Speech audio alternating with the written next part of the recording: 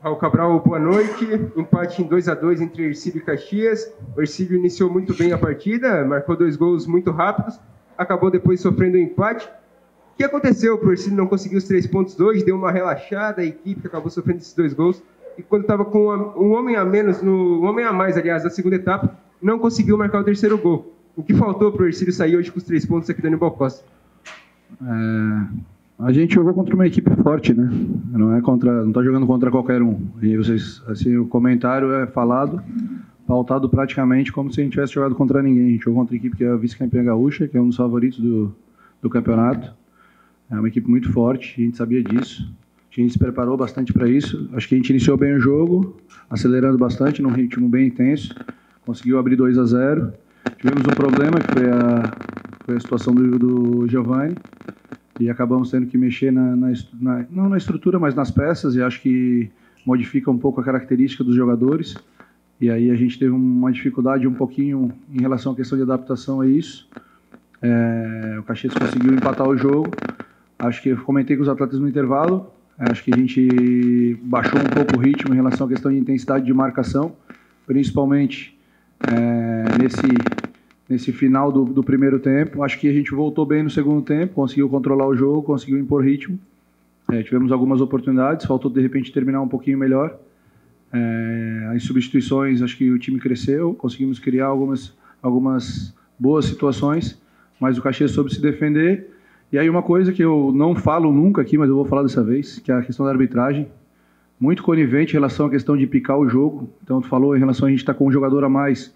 A gente praticamente não conseguiu utilizar isso, porque o Caxias a todo momento atrasava o jogo e o árbitro conivente a isso. Ele deu 4 minutos no primeiro tempo que não teve nada e deu somente 6 minutos no segundo tempo. Depois do acréscimo, o Caxias praticamente picou o jogo inteiro.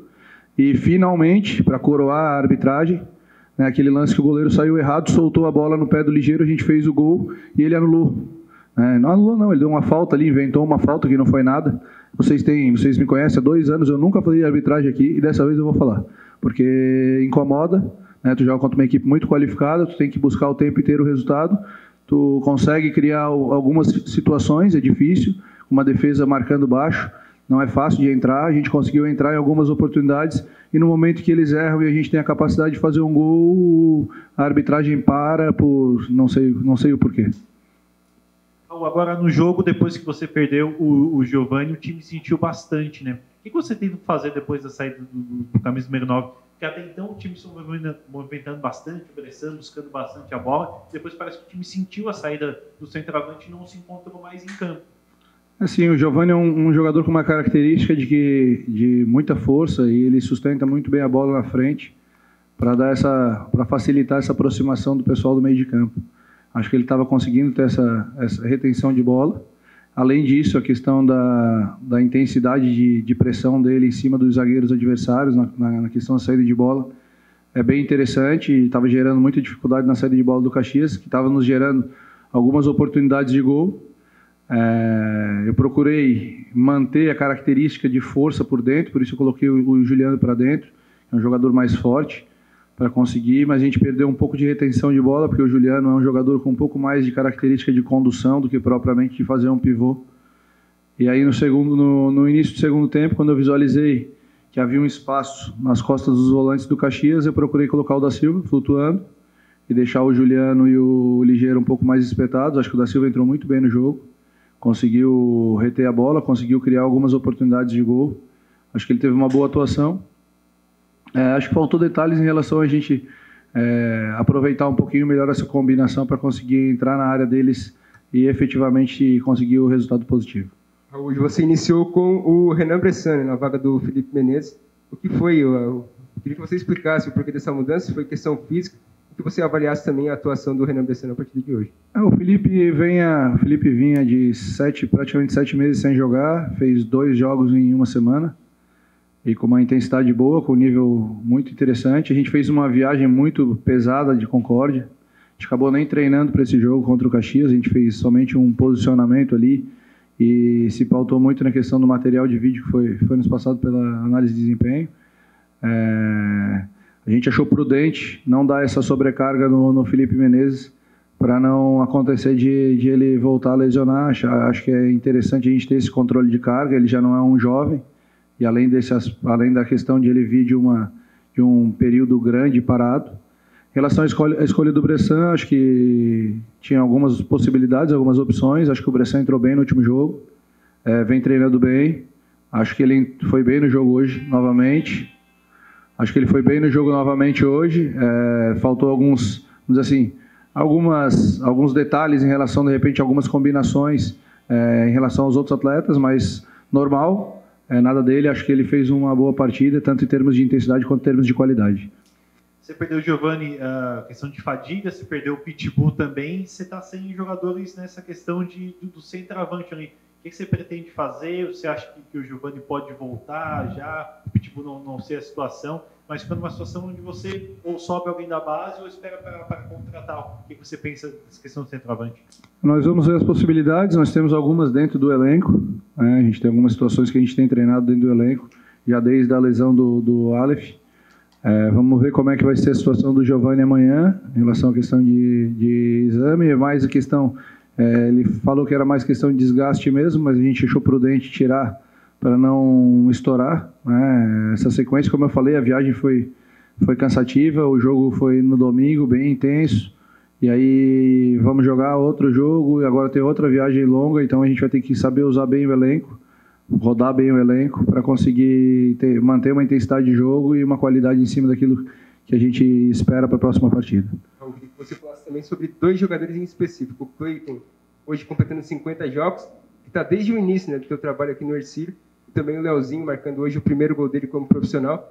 Veio tentando sempre, né, marcar esse primeiro gol, e hoje conseguiu, aos 24 anos, aí, fazendo história. Né? Ele mesmo falou que a sensação é incrível de ter marcado o primeiro gol. Queria que você falasse também um pouquinho sobre ele e também sobre o Cleiton.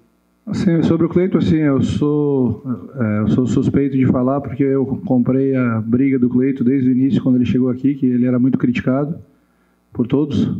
Acho que muito pelo que havia acontecido na passagem dele pelo Clube Atlético Tubarão. O Cleiton realmente ali ele oscilou bastante, e aí quando ele chegou aqui, ele chegou com alguns questionamentos em relação à qualidade dele. Eu não tinha dúvida, eu havia enfrentado ele algumas vezes, já tinha mapeado ele para posteriormente vir a trabalhar. Acho que ele cresceu bastante aqui no clube em relação à questão da parte defensiva, em relação à questão da parte ofensiva também. É um jogador que está com nível de confiança muito alto, não à toa foi escolhido o melhor lateral do campeonato estadual. Creio eu, deve ser um dos melhores laterais do Campeonato Brasileiro da Série D. Acho que novamente teve uma boa atuação dentro do jogo. Acho que é um jogador que nos ajuda bastante na questão de dia a dia, na questão de competitividade, agrega demais a elenco. Em relação ao Léo, em algum momento viria a acontecer essa situação, essa oportunidade. Acho que ele é uma coisa que a gente tem cobrado bastante dele em relação a ele pisar a área, principalmente com jogadas de lado oposto. Ele acompanhou a jogada e foi oportunista para conseguir fazer o gol. Espero que seja o primeiro de muitos, que ele possa continuar nos ajudando, para a gente continuar evoluindo como equipe e conseguir melhores resultados para conseguir o primeiro objetivo, que é a classificação. Começa agora uma sequência de jogos, né, Raul? Você tem jogo no final de semana, jogo no meio de semana. Como é que você está preparando a equipe para isso? E hoje você perdeu o Igor, né, com o terceiro cartão, se eu não me engano. Como é que você vê isso também? É uma perda. O Igor é um atleta que vem com uma regularidade muito boa, vem fazendo boas atuações, mas nós temos no nosso elenco jogadores com bastante qualidade.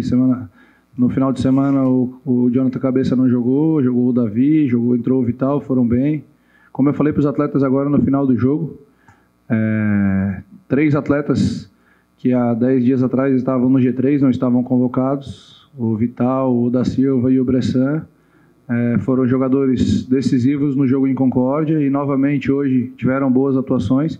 Então o mais importante é que o elenco todo esteja pronto e apto, trabalhando, concentrado, para que quando venha a oportunidade saiba aproveitar da melhor maneira possível. Raul, para o jogo no Rio Grande do Sul contra a equipe do Brasil de Pelotas, tem alguma possibilidade de poupar o time, talvez, por ser um jogo fora de casa, para, diria que, atenção total, lógico, sem não priorizar, né, o jogo no Rio Grande do Sul, para o jogo da volta aqui contra a equipe do Brasil de Pelotas, tem alguma possibilidade de poupar o time? para esse próximo jogo? Na questão de poupar, não, né, cara? Acho que poupar, não é a palavra correta. Amanhã a gente vai estar junto dos atletas amanhã no período da tarde, para a gente ver a questão da recuperação deles, como é que está. Conversar com eles, ver a questão do departamento médico, ver a questão da carga de treinamento, de como está a questão do equilíbrio, como eles acordaram, como eles vão acordar amanhã, para aí, posterior a isso, a gente fazer uma leitura em relação àqueles que estão melhores, né, mais prontos, para a gente ter força total no jogo de domingo. A gente não pode ficar pensando no próximo partida, eu creio que a gente tem que pensar no macro, mas pensar pontualmente, jogo a jogo. O mais importante é que a gente conseguiu formatar um elenco forte. Eu acho que esse elenco forte pode nos dar um suporte, nos dar uma sustentação para a gente dar uma continuidade dentro da competição de maneira sólida e conseguir o objetivo que é a classificação. Para fechar, você fez um apelo, né, na nossa entrevista no jogo passado, do público. Hoje foi o maior público do Hercílio na Série D. A tendência é ir crescendo cada vez mais. Aqui você falasse um pouquinho também sobre o apoio do torcedor. E convocar já para o próximo jogo, na quarta-feira, tem domingo, mas na quarta contra a equipe do Brasil de Pelotas, o público confiar cada vez mais no trabalho do Hercílio na Série D, para crescer cada vez mais e, quem sabe, atingir 2.000 ou mais. Eu comentei com os atletas, né, antes do jogo contra o Camboriú aqui, que tinha um público menor, né, que a gente, independente do público que tiver, a gente tem que fazer sempre o melhor possível dentro do nosso trabalho.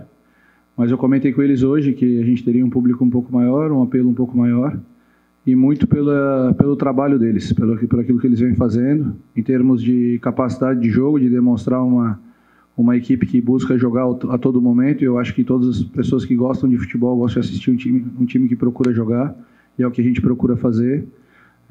O outro aspecto é em relação à questão do resultado e a colocação na tabela, e também a questão do adversário. Então tem algumas situações que a gente não controla em relação ao torcedor, mas eu vejo que o torcedor vai vendo o nível de competitividade da equipe, o nível de entrega dos atletas, o nível de jogo dos atletas, e os resultados também fazem com que a gente traga cada vez mais torcedor para cá. Eu espero que na quarta-feira que vem o torcedor esteja junto da gente, nos apoiando.